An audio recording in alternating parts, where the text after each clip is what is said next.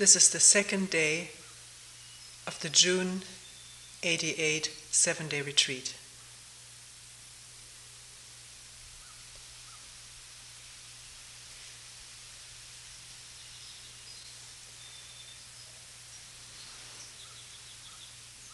There are quite a number of people here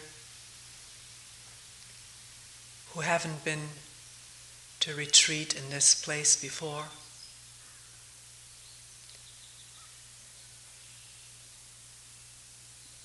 And a number of questions have concerned: what is the practice here?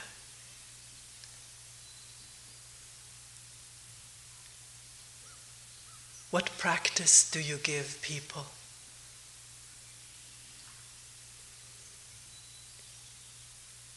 Or, I have practiced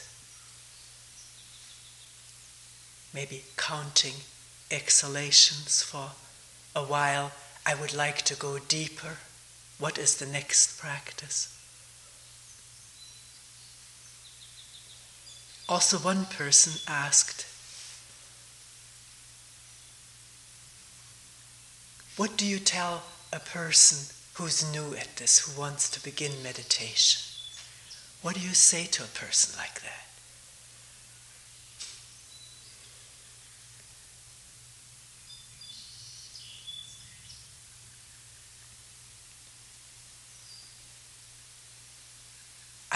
I don't know yet what I'm going to say in this talk. It is not planned out. But very likely, a lot of what is being said, or will be said, will be very similar to what has been said at other times. People say this to me: really, you always say the same thing. It's not necessarily said critically. Sometimes it is said critically. And I want to talk a little bit about that first. About this feeling of hearing the same thing over and over.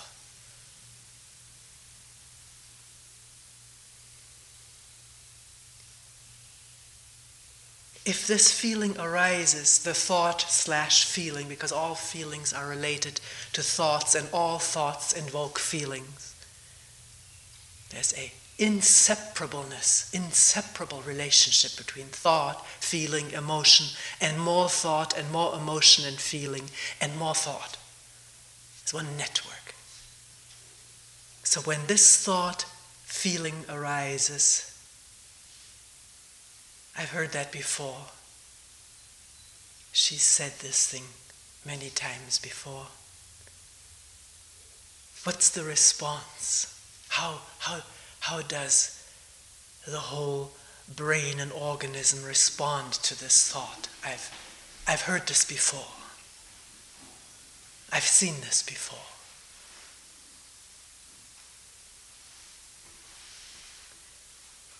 Does it give the trigger to shut off listening?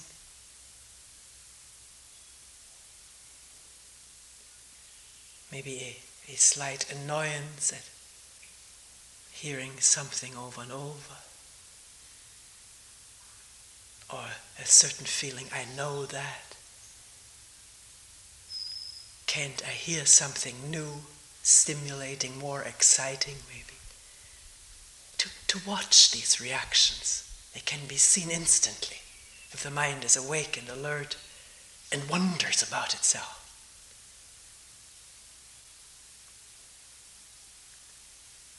You see, that's the danger of giving, over 100 talks a year after year, that something in the talking as well as the listening mind becomes sort of settled, ingrained, routine, because then one stops listening.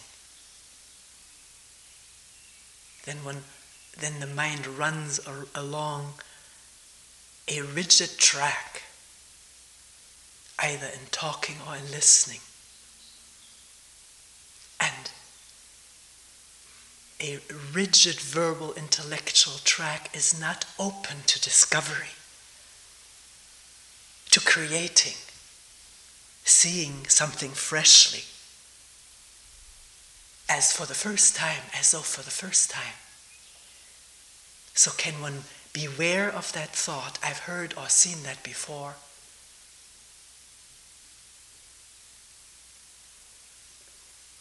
Sometimes one goes to a place.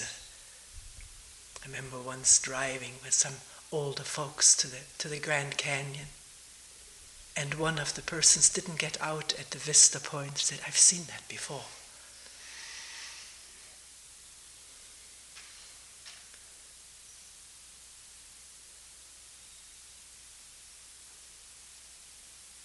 Now, it's not so difficult to get back out at the Grand Canyon and look again. But to watch that very carefully, how when a certain cliché seems to appear in the mind, then there is a different response, as if one doesn't listen, as though one hears it repeated. That the mind is open and not along the repetitive track.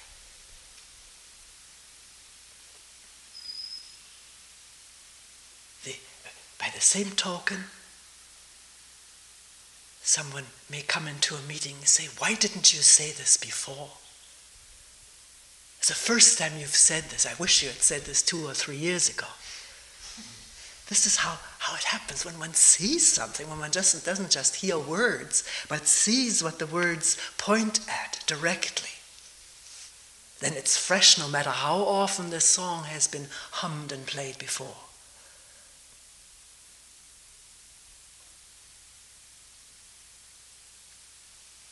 So how can the mind open up and listen freshly? Or talk freshly?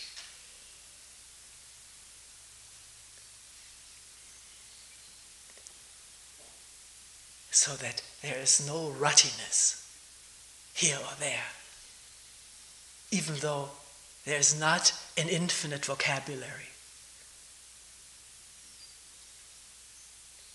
And to some minds, new expressions come easier. There is a certain talentedness for expression, more in some minds than others.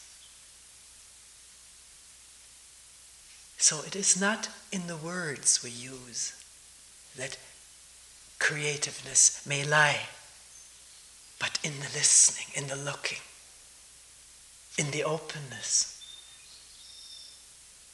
the absence of holding on to what one already knows, has heard.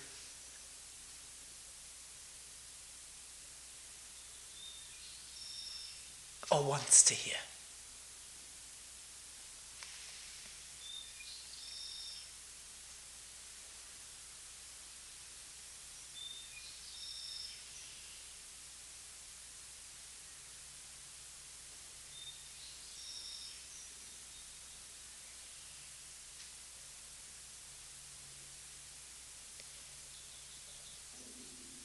There are no practices given here. No initial practice, no advanced practices or progressive practices. We've put all of that aside. Not out of reaction or revolution against another system or other systems, but because it is so clear, so utterly clear, that if the mind needs to understand itself deeply, profoundly, freshly every moment, there can be nothing in the way, nothing mediating that.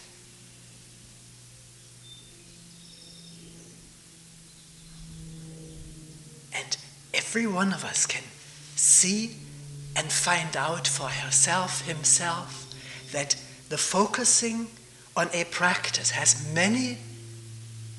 brings with it many complications, many consequences, and a narrowing of the mind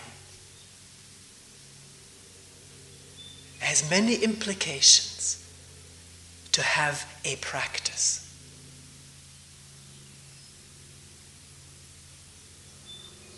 It is like a new toy or a new possession that one cherishes.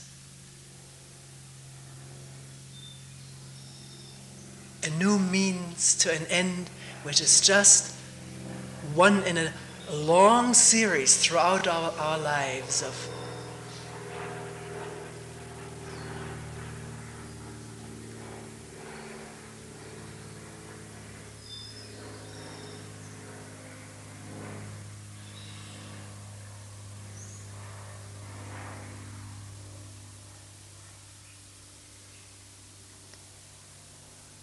having this or trying to do this in order to get that.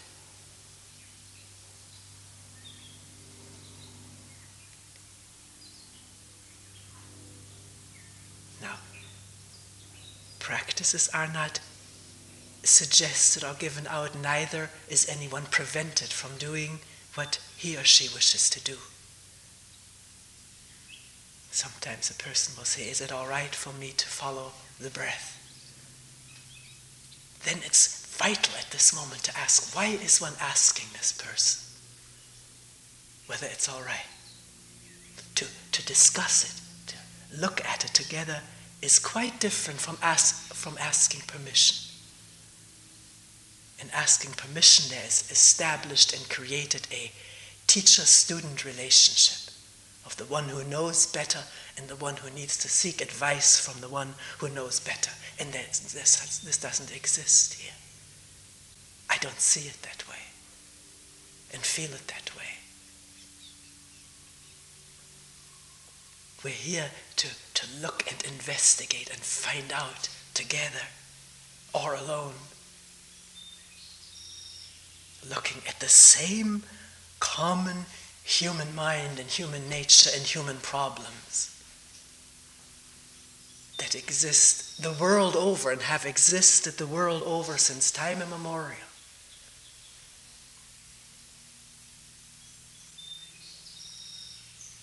Maybe to find out whether sorrow, conflict can end in a human being.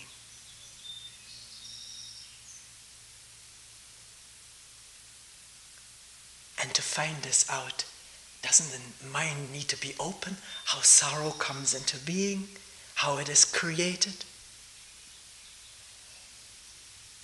what its texture, its nature, its depth is this moment. And to find that out, don't I need to be in touch with it completely, with no tool in between? The mind open and vulnerable to pain, fear, anger, so that it can be seen what that is, and not shoved into the corner or under the rug with an efficient practice, efficacious practice.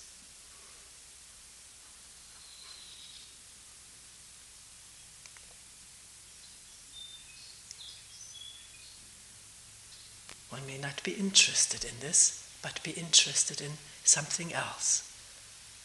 This is why if somebody asks one, how do you start this meditation? I'd like to meditate.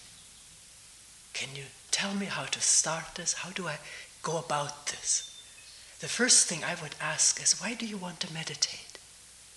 What do you think meditation is? What do you want?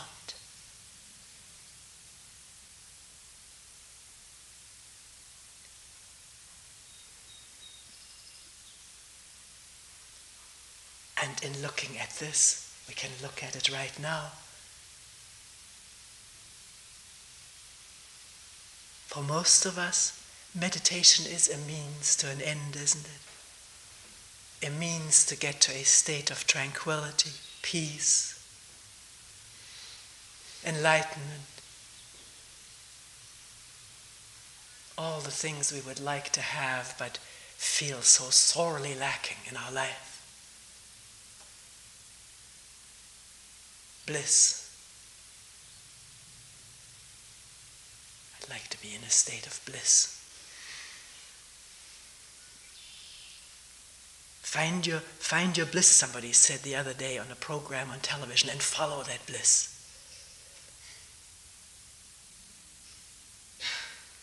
But what is my actual state? It's like sitting in a messy house, all cluttered, not cleaned up, in ill repair, and dreaming of a clean house, and wondering what way can I practice to get a clean house, and dreaming of it day in and day out, how nice it would be to be in a palace or in something newer than this, and not opening the eyes and looking at the mess, beginning to look at it. If one looks at the mess, something suggests itself how to clean it up.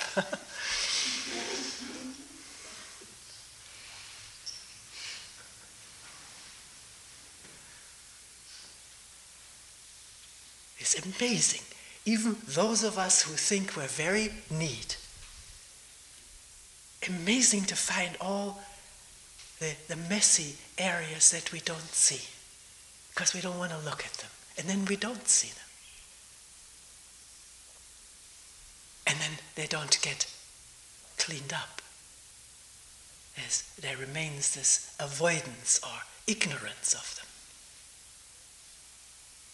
And if someone else points them out, as we all know who live in relationship with somebody, there's always somebody who sees the mess that we don't see, and we see the mess that he doesn't see or she doesn't see. One becomes very defensive about one's messes, doesn't one? I think that's one of the big problems of living in relationship. One neat, the other one not, but neither of us are really that neat. We just have certain things that we don't see and certain things that we want to have in a certain way. And of that we are defensive, both our order, our sense of order, and our messes, because it's all associated with me, with my personality, my character, whatever this me is, this whole cluster of images about myself. And of that I am defensive. Don't want to look at it. Don't want to take the first look at it, and yet dream about being in bliss. Freedom, airiness, lightness, openness.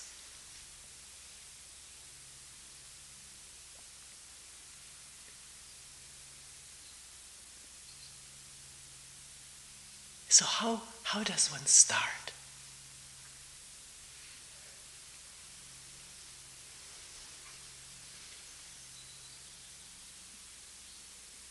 To meditate?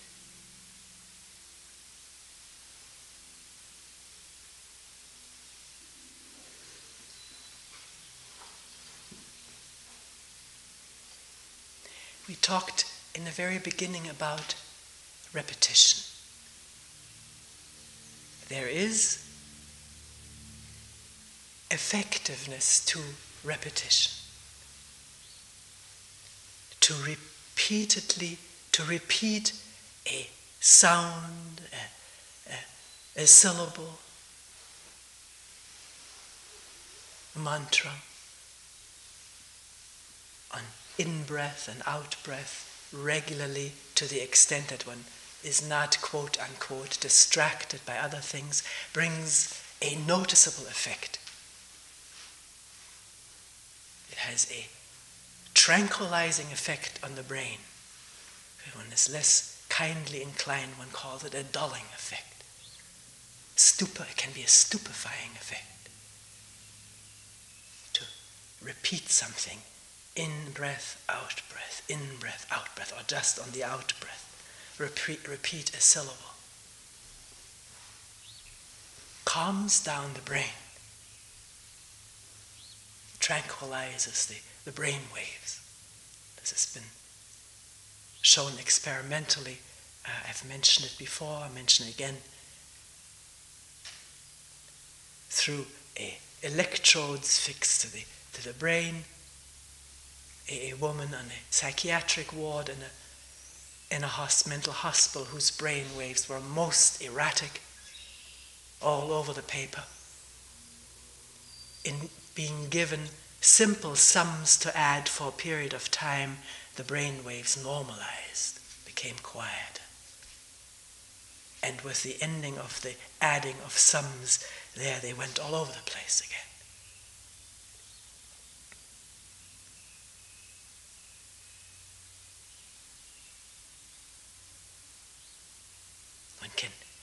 One can notice it for oneself if one repeats or hums a song. There has a certain, that's what the lullaby is.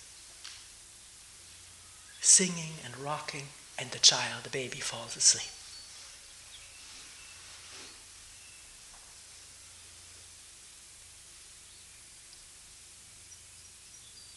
And yet the breath is there, isn't it? It's there every moment, in-breath and out-breath. And not just the more crude part of it, which one knows about, but the whole organism is involved in this incredible movement of air in and out, oxygen in the blood, whatever it is. The explanation is not the real thing. So to wonder about this, to wonder about this marvelous and very mysterious process of breathing, and listen to it as one listens to that gentle movement of leaves in the wind, or this quiet twittering of birds, to listen to the breathing. Why does that need a practice? One just listens. It's much broader, much deeper than any practice could capture.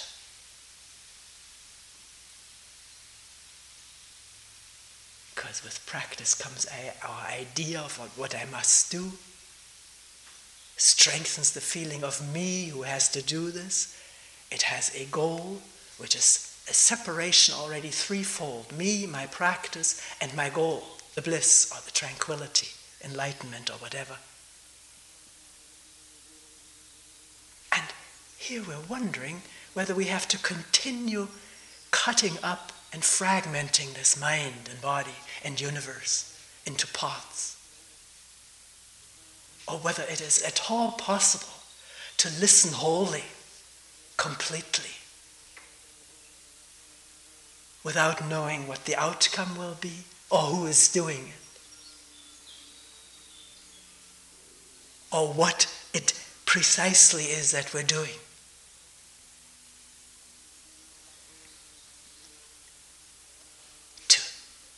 To see it, feel it, hear it before we know it. The knowing always comes afterwards, by verbalizing it and storing it. If it comes in the beginning, I know what I'm going to do, then there's not complete openness to being in touch with the whole of what's there. I'm picking out something that I'm planning to pay attention to. The breath, the outgoing breath. If one has this sequence of first listening to ingoing and outgoing breath, and then just attend to the outgoing breath, there's already more importance assigned to listening to the outgoing breath, and the ingoing breath can now be ignored. And then when a syllable or a number is attached to the outgoing breath, then that becomes more important, to stick with a word, with a number, not to lose count. Which fits into our whole training, doesn't it? From kindergarten on, pre-kindergarten. To do something well, not to make mistakes. To become better at it, and to be praised by the teacher. Isn't this what we need to shed light on and free ourselves from through this light? Or will we just perpetuate this in a new guise, now in a spiritual garb? Spiritual practice, it is called.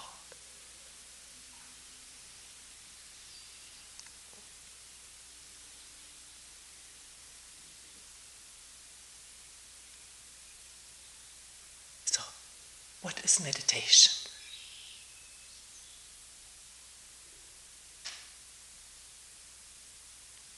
Is meditation just practicing something in order to induce a state, a desired state of calmness?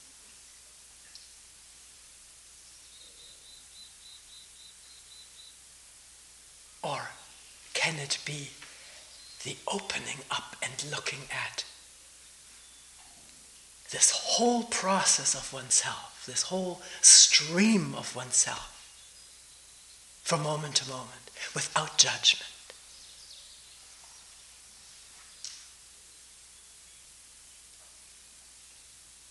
Without judgment and without acceptance. Those two go together. Either I reject, judge and reject, or I accept. But both of it involves an I, a me that is separate from the whole thing. Whereas the me, the I, is that whole stream of thinking, emoting, feeling, judging, accepting, rejecting, fearing, desiring. That's the me. There's no me outside of that.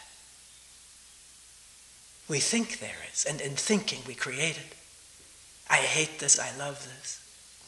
I should not be this way, I should be otherwise. With that, the me is created over and over again. But it's only part of that whole stream of willing, wishing, fearing, resenting.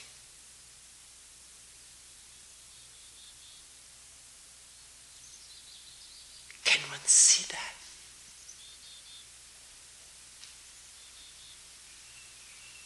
That it needs thought to create the I, being separate from it. I have this anger. I should not be angry. I should control my anger. I have good reason to be angry. I'm justified in this anger. It's good for me to express this anger. I must overcome it. I must vow not to be angry. All of it creating and reaffirming and strengthening this feeling of someone separate from anger, which may be a mistake made by thought, as many other mistakes that thought makes.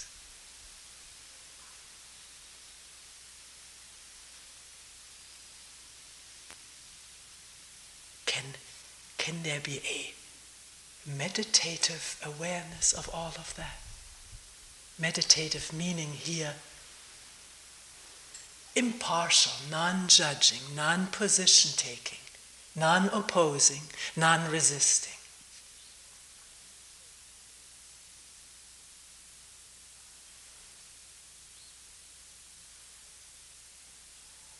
A simple awareness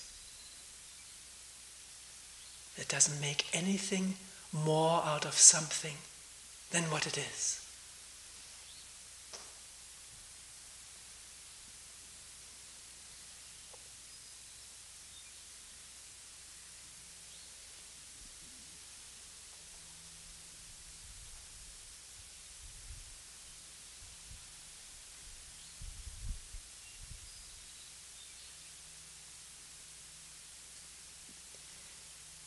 not to make a goal out of this now, an ideal to be accomplished.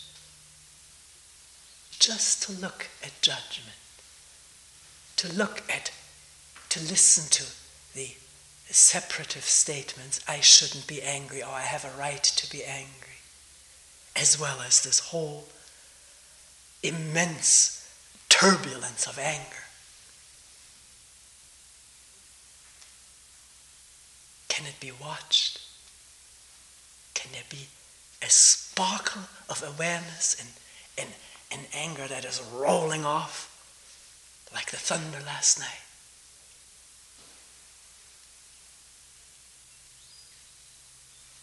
Can one catch what caused it? Caused it in this particular case. There's deeper cause than this particular trigger this moment. The particular trigger this moment may be the way he or she talked to me or talked about me, crossed my ways, crossed my plans, insulted me, didn't treat me the way I wanted to be treated.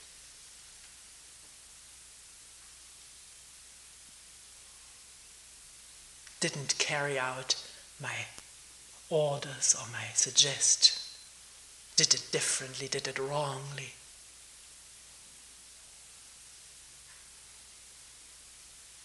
Acted stupidly. It's interesting to notice how angry we human beings get when somebody is stupid, who we have to work with. I've only recently thought and looked a lot at that. Why do we get angry? And somebody doesn't seem to catch on. See, this is why the instant that triggers the anger is only the tip of the iceberg. It's a trigger. And what is brought into action or into momentum, is the whole past, our whole past.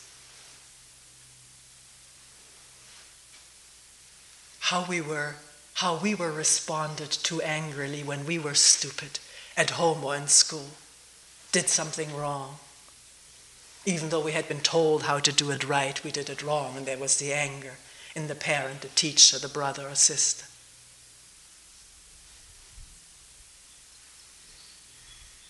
So, can one be aware not just of this specific particular trigger, but that there may be an ocean of ancient stuff responding to? Not just of our own personal life, because the way our parents got angry at us when we were little was the way their parents got angry at them when they were little.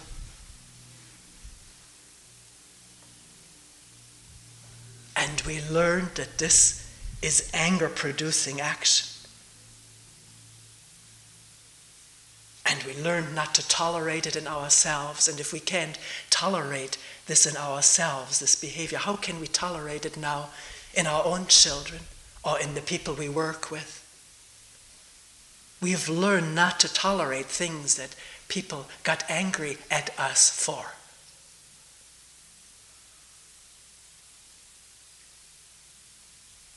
Even though there was a time when we didn't know why there was this anger flooded over us.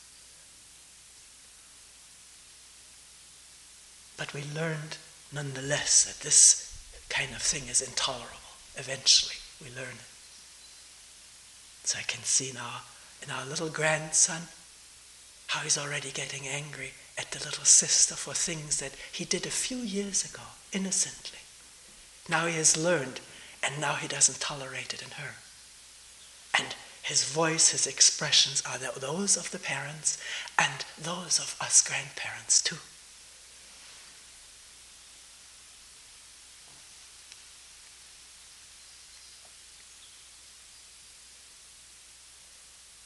Now, I used to say to our son or daughter, why do you get angry at that? Because this is all programmed already. We say it anyways, and maybe something opens up and one can begin to go deeply. But just to say that is utterly confusing, because this is what son and daughter have learned from mother and father. And now the grandparents say, why do you do that? The program has been installed. Through generations, uncountable generations. So next time anger is triggered, can one, for a moment, as it were, stand in awe at the whole past coming down on this situation?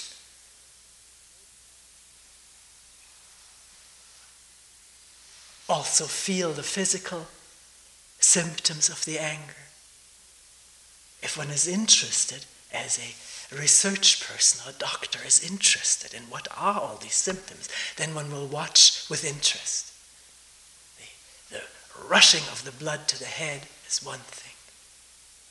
The voice, the throat seems to get tight, the voice gets raspy. Heart, of course, beats. There's great energy at once release. And if the anger is expressed, there's great relief and enjoyment of that relief. It's a pleasure, has a pleasurable aspect to it. It's only one aspect. It's not the whole thing. Anger is what? Has violence in it, wanting to make a lot of noise, wanting to destroy. If it goes into rage or hatred. The muscles are tensing up. The senses are not open. One doesn't hear the birds at a moment like that. If somebody said at that moment, can you hear the birds?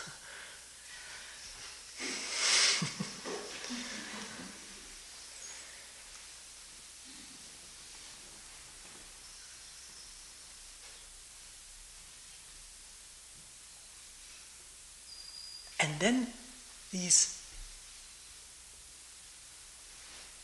old and more recent and ancient programmed attitudes or statements or attitudes toward the anger. We mentioned them before. I have good reason, I'm justified. This is righteous anger. And on the other side, tugging away at it and causing considerable conflict. Remembering that one maybe has made a vow not to be angry, or has images of being a soft-spoken person, being gentle, and this image is not being lived up to now. This is why one probably protests one's right to be angry, to leave that image of being non-angry alone. Or else one may even say, I'm not angry at all, shouting it out.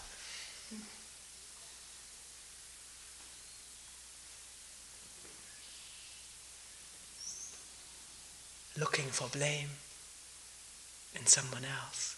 To see how much there's to observe. And can that be done without any attitude at all?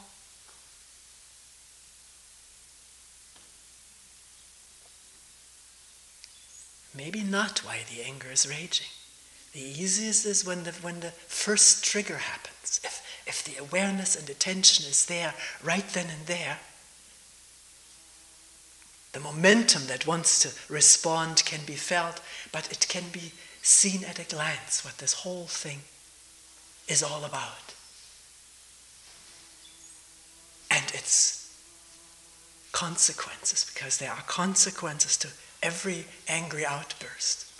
It is perpetuating something in ourselves and in the people toward whom the anger is directed. Including, of course, our children. Something is learned and stored away instantly. Not only how to be angry, but also revenge against the angry outburst is all stored away, and that sits there waiting to be released another time. can one observe all of this. This is not what has been studied in a book. This is what has been observed by oneself, so that the mind becomes alert and aware of what it is all about. Not just personally, but generally and universally.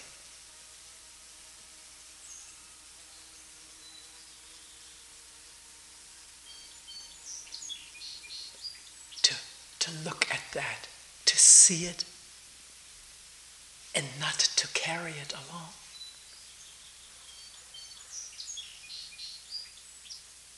To have seen an angry outburst completely, understood it completely in all of its facets,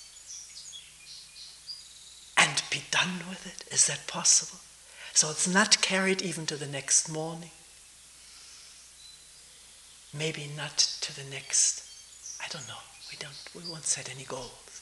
The body takes a while to come to a state of balance again.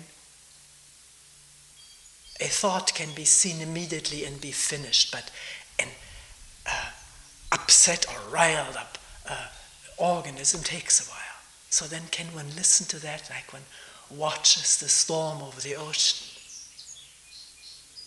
Or hear watching the storm and the trees and the movement of it, the dust that is kicked up.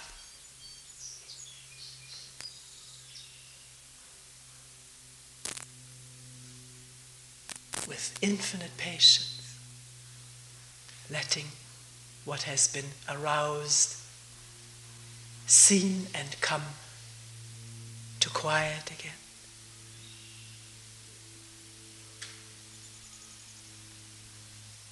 That is a meditative awareness.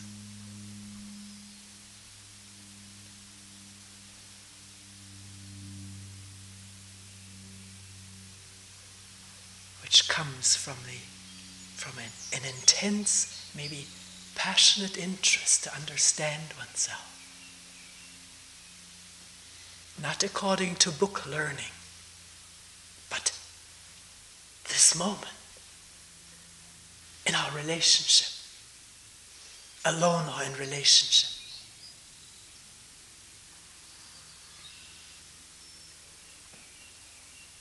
Not to go off in a corner and meditate on something in order to quiet the mind so it doesn't have to think of this angry situation that just happened.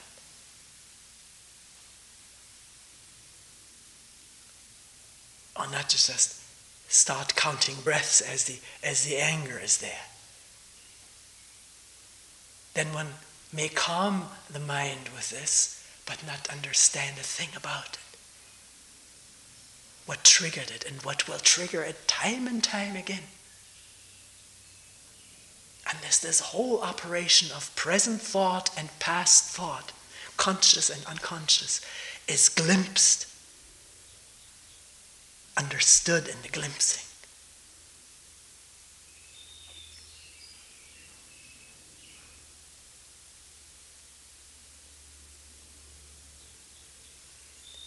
It's all right to go to a quiet place, as this all of this is still churning, but not in order to get rid of it, but in order to penetrate it, shed light on the whole thing, and that in that awareness there's already a freedom from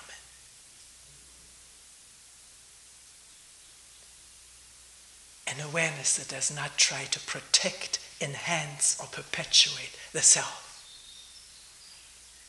but that sees it, understands it.